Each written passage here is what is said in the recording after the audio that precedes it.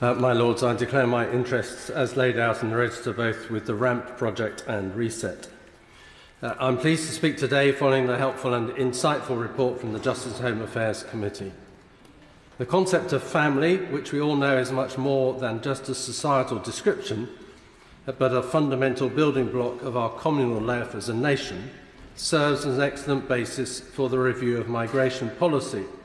And I'll refer the Minister to the Love Matters report from the Archbishop's Commission on Families and Households, which I co-chaired, which has research on how family is now understood in our nation. I commend my honourable friend Baroness Hamway and the committee for their important work. I will focus my comments today on family reunification and particularly its impact on children. As recent debate has focused on channel crossings, this has actually become a neglected topic, but we must remember family reunion can transform the lives of those who have already been granted protection as a refugee in the UK and support their integration as they start to rebuild their lives. It therefore remains a mystery to me that the UK, in contravention of legal obligations under both national and international law, still chooses to deprive an unaccompanied child of the right to be reunited with their parents. All EU countries allow separated children this right, and importantly have not seen an increase in unaccompanied children travelling to Europe as a result.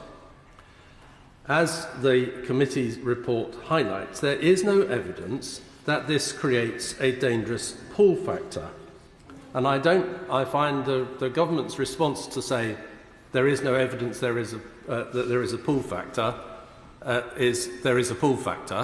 is a rather inadequate way of responding. So I would ask the Minister, what is stopping His Majesty's Government, given the cost of not doing so, is the extension of a child's trauma? I was recently moved by the account of Wazim, an 11-year-old separated from his parents in the chaos at Kabul airport. He eloquently describes that living without his family is like living in a desert. And he says, "I feel I have no place, I am all alone." Can I ask the Minister, when will Afghan children like Wazim, who were evacuated under Operation Pitting and subsequently resettled under Pathway 1 of the Afghan Citizens Resettlement Scheme, be given options for reunion with his parents? Or if his parents have found to have died, why not use kinship care and reunion with an appropriate kin?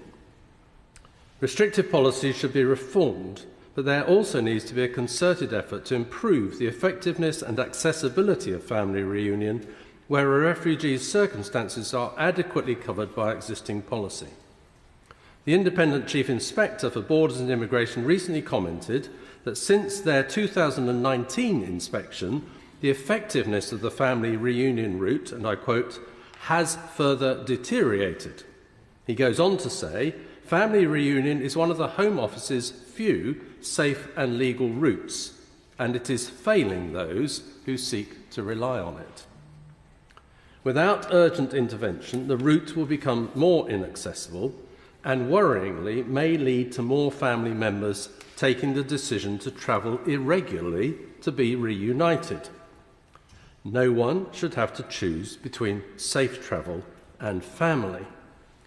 So can the government confirm what steps they're taking to consider applications within the service standard timescale of 60 days and how long current applications are actually taking to complete?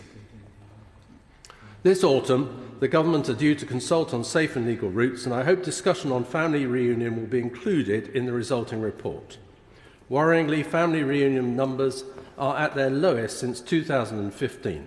Under 5,000 were granted in the year ending June 2023, even though it is one clear way to help reduce the need for people to travel irregularly.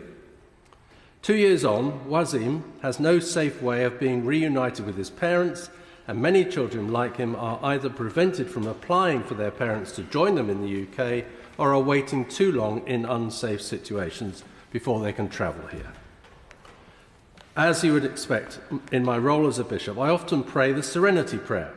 God, grant me the serenity to accept the things I cannot change, courage to change the things I can, and the wisdom to know the difference. The government has the power and the opportunity to make changes which will reunite families and transform the lives of vulnerable children who are here in the UK and those needing sanctuary. I finish with Wazim's words. If they, my parents, could come here, I would feel like God has given me a second chance. I implore the government to give the second chance to children.